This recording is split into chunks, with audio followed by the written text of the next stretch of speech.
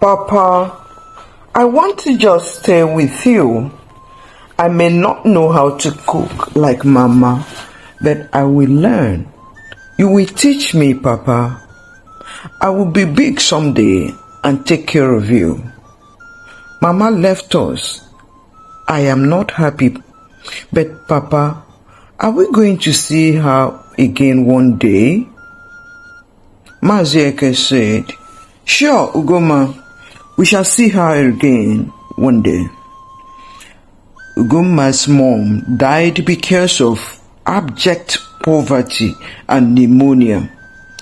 Ugonma's dad, Mazi Eke, was very poor and found it very difficult to take care of his only child, Ugonma. Yes, Ugonma wants to stay with her father, but how possible is it? How is that going to work? So one day, Mazi Eke began to think deep about Ugonma's future. She's an only child. I am not able to take care of her, said Mazi Eke. When I go to the farm, she's all alone except for a few people who are home around the compound. And these people are equally poor. Yes, we are poor, but I never thought that Ugonma's mother would suddenly die just like that. Medical care is difficult to access from this village. I do not want Ugonma to continue suffering here with me. If anything happens to me, what would I say? What would become of Ugonma? There's a woman I know who is a teacher from this village. She has up to 4 daughters.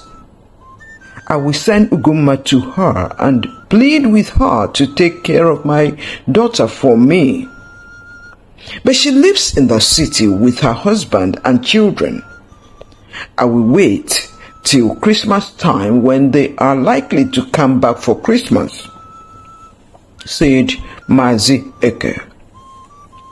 Several months passed, and Ugonma's father, Mazi Eke, was becoming rather restless as the long-expected Christmas time seemed to be dragging feet and wasn't coming fast.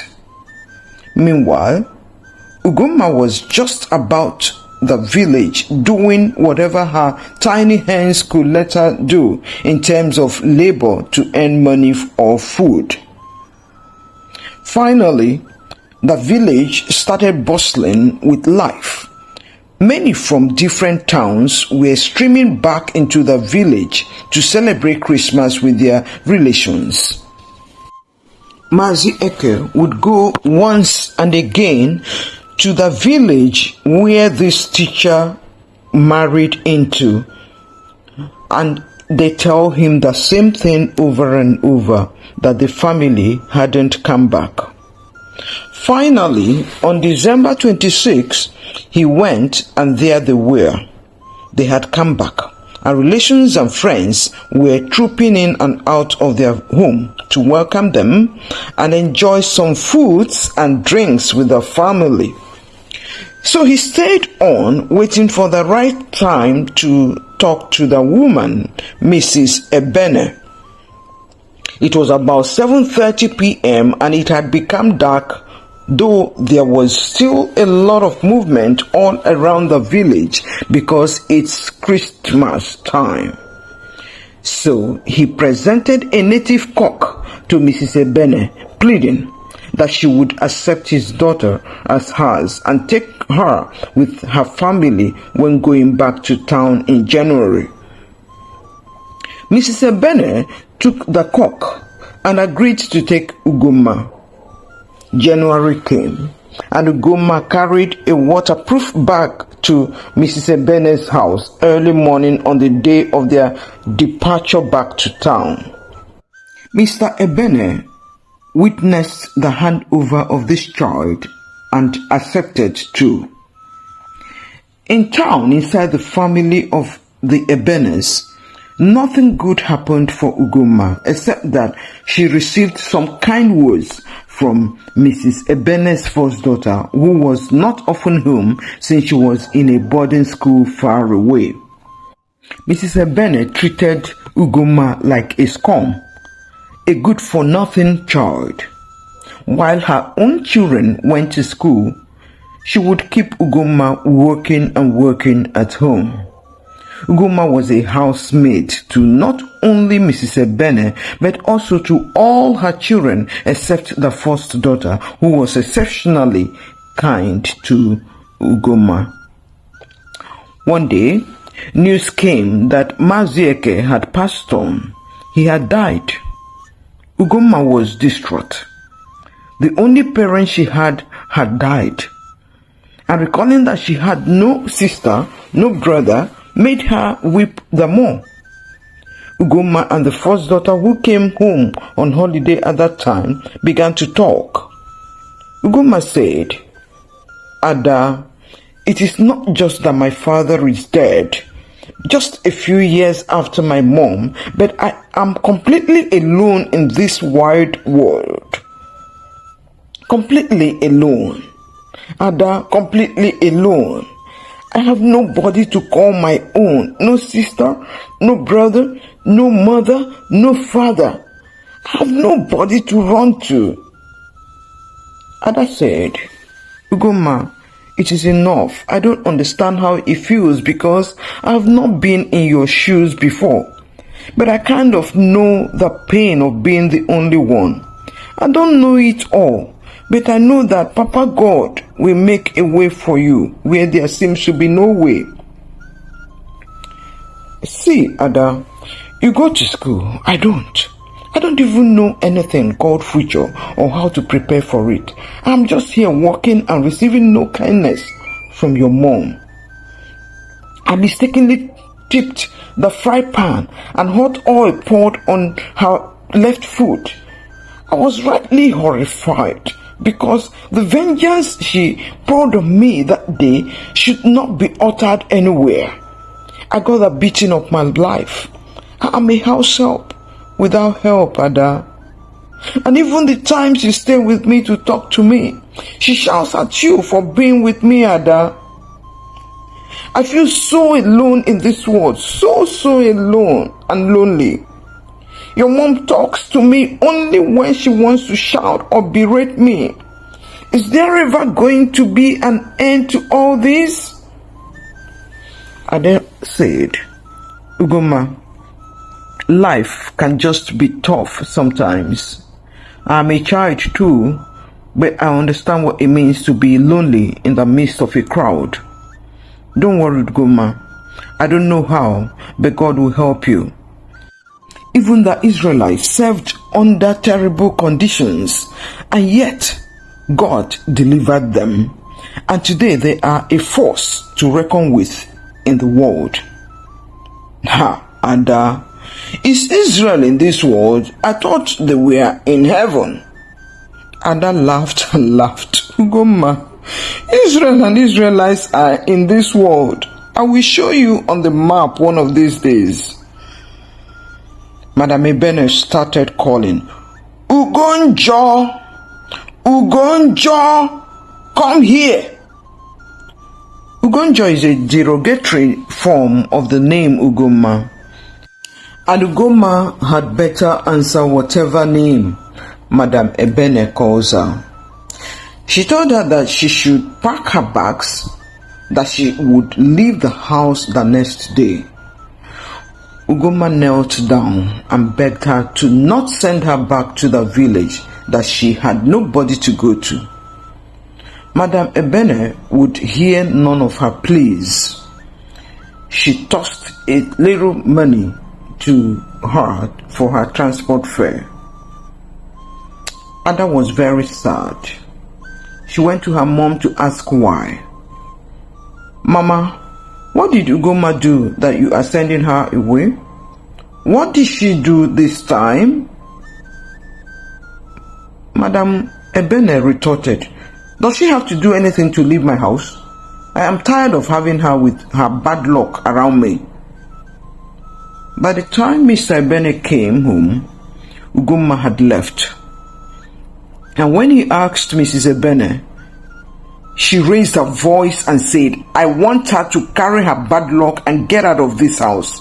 My daughters are growing and they would soon be ready to marry. I don't want her to block my daughters' good marriages with her bad luck. Mr. Ebene asked, but whom did you send her back to? Her father gave you a cock and pleaded with you to take her as your daughter. Now he is dead and you have thrown this little girl out. Where do you expect her to go to? Madame Ebene said, to her village, of course. Mr. Ebene said, her father wanted to avoid this kind of situation. That's why he brought her to you. You have eaten the cock and thrown her back into hopelessness and helplessness. Madame Ebene said, how do you expect me to keep harboring Ugo, whatever she calls herself, with all her bad luck? Please allow me rest too. Don't worry, I am not the only person in this world. I have tried. Let others try too. Ugonma got to the village to find her father's thatch-roofed house forsaken. The roof was even caved in. She went to a neighbor's house to stay for the night. There they fed her, and they allowed her stay on after that first night. But she hardly slept that first night. She was weeping over and over, hopeless, helpless. Where does Ugonma go from here? The neighbor that gave her shelter took her to her farm the next day to help in their farm. They promised her food as long as she helped out daily on their farms. Ugonma quickly adapted and became a proper farmhand in their neighbor's farm, and sometimes got another farm opportunity where she was paid a little money per day. Life became really tough and uncertain for Ugonma. One day after church service, a lady said, Ugonma, I heard you have been back from town for some months now. My brother's wife is looking for someone to help her with her twins in Lagos. They are just a few months old. Would you like to go? Ugonma said, Auntie, I would like to go if they would let me breathe. As in, if they would just treat me with some kindness. I was pushed out by the one I thought would be my mom. Not that I stole or did anything I know of. I mistakenly knocked a fry pan of hot oil down and the oil poured on her left foot. I cried and cried, knelt down to beg her, but no, she beat me like some people beat a stubborn animal. I took it all, still begging her to forgive me. 2 weeks or so after, she gave me transport fare to go back to the village. I begged and begged her, but she refused. I am even afraid of going anywhere else. The woman said, Ugonma, don't worry. My sister-in-law is a good young lady.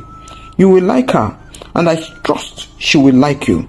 Just obey her and take care of her kids for her.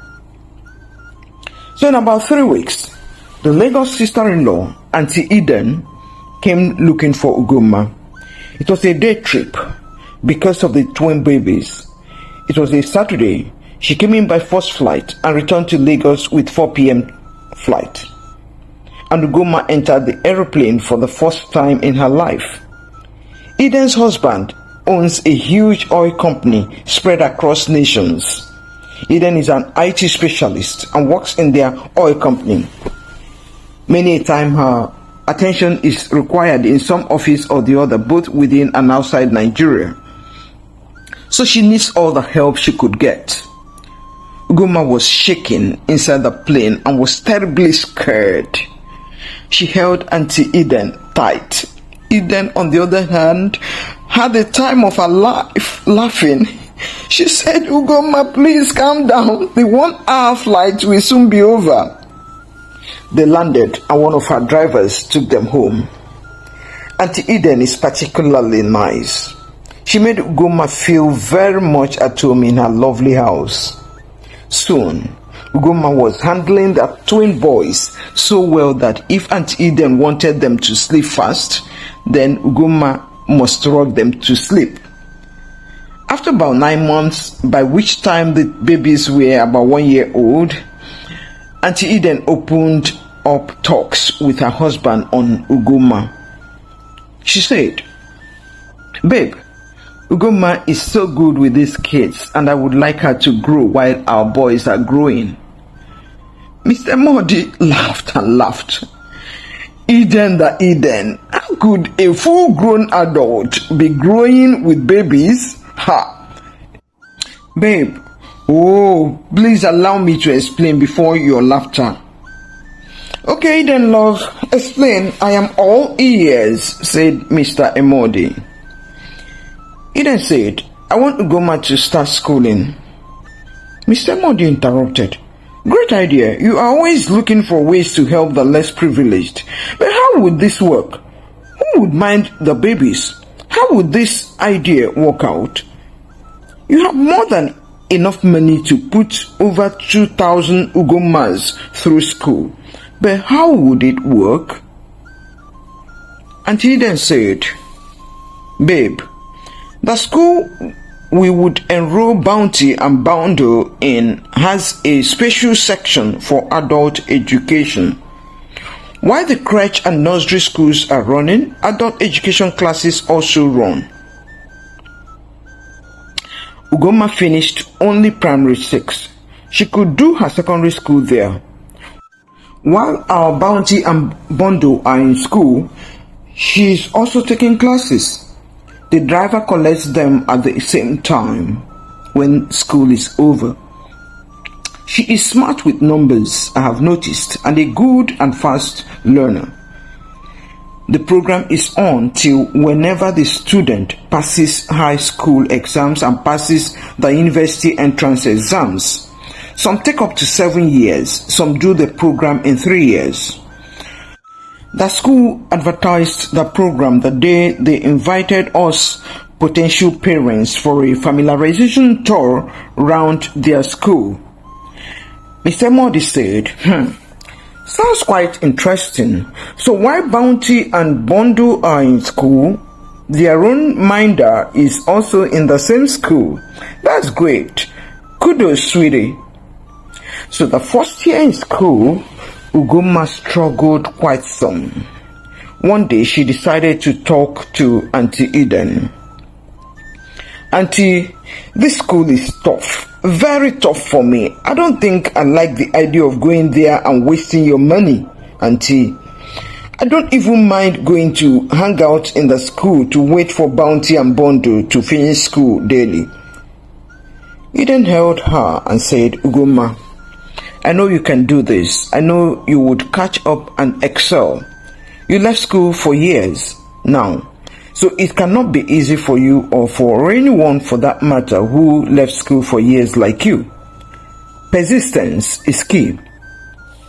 Auntie, I find more joy taking care of Bounty and Bundle than that school," Ugonma said. "Ugonma, think of the fact that Bounty and Bundle would grow up, and they wouldn't be there for you to take care of then. What would happen to you at that time? What would you be doing then?" "Auntie, something somehow would happen. Somehow, when that time comes, I will know what next," said Ugonma. "Ugonma, hope is never a strategy. The future you don't prepare for would come, meet you both unprepared and full of regrets and tears.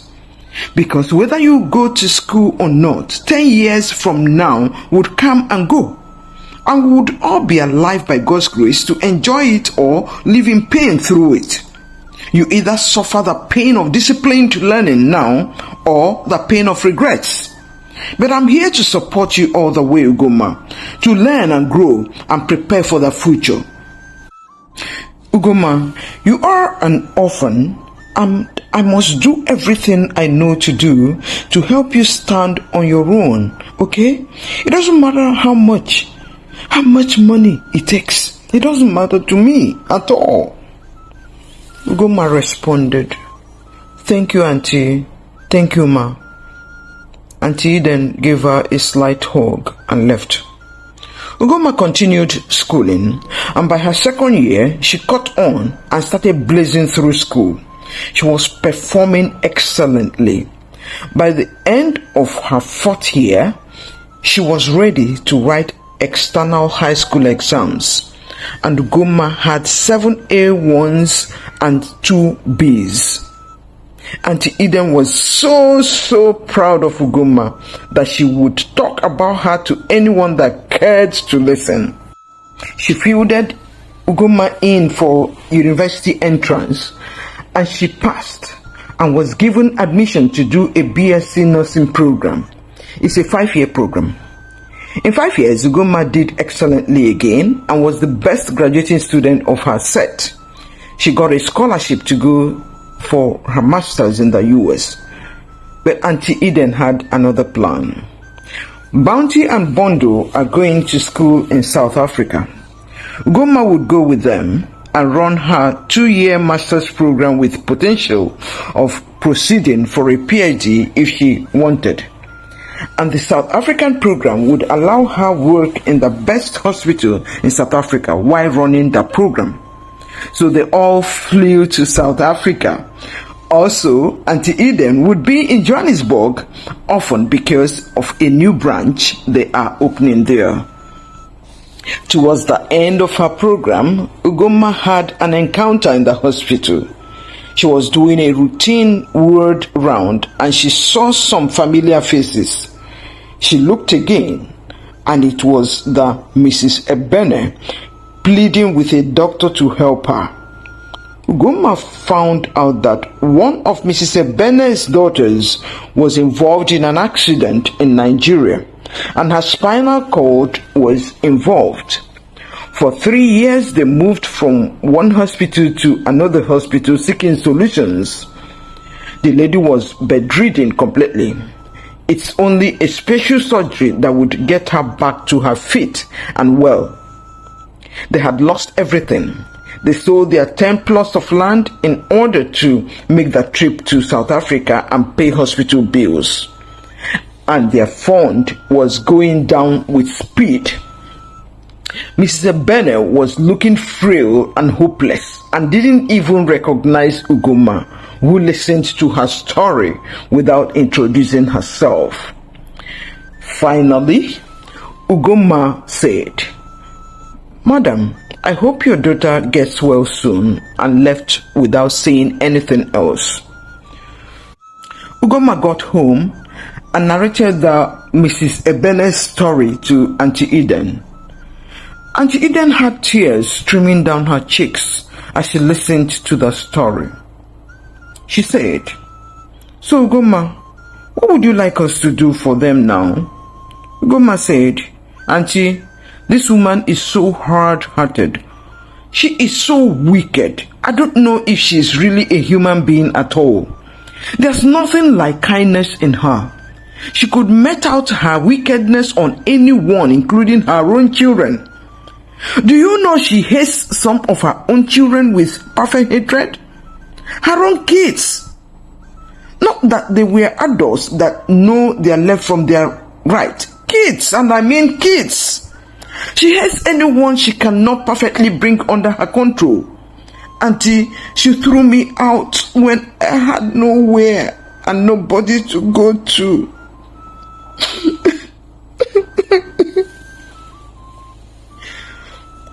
Ugonma dear, her wickedness is biting her right now. You can see, she's all alone in the hospital with funds that's running down with speed. She never wants to help anyone, and therefore no one wants to help her. So what do we do, Ugonma? I think I would go with you to persuade the hospital management to do the surgery. I will make up the balance they are owing. You will introduce yourself to her after the surgery, okay? Auntie, why? Why would you pay for her? I have money to pay, but I don't want to pay anything at all for her, not even a dime, Ugonma said. Ugonma, you are not like Mrs. Ebene. You are different. And so, you would not behave like her. I know you have money, but I want to do that payment myself. But you would introduce yourself later. So Ugonma met the team in charge of Mrs. Ebene's daughter's case and agreed with them on all the terms and conditions. In 4 days, the surgery was successfully done. In 1 week, Mrs. Ebene's daughter, Ifeoma, sat up for the first time. A few more days, she was able to stand up. On and on, one step of progress after another. In 3 weeks, Auntie Eden and Ugonma walked into the hospital to introduce themselves. Mrs. Ebene had heard that someone cleared their hospital bills. She didn't know who. So Ugonma first introduced Auntie Eden as the lady that cleared the bills. And Ugonma, the brilliant nurse, said, "Madam, Auntie Eden took me up and sent me to schools. Today I am a brilliant nurse celebrated for my contributions in whatever hospital I appear. And my name is Ugonma Eke." She paused. "I am that Ugonma, the orphan you threw out of your house." Mrs. Ebene collapsed, fainted, and the hospital, the doctors, the nurses were running helter-skelter to see if they could resuscitate her. Oh wow, what a life. What have you learned from this story?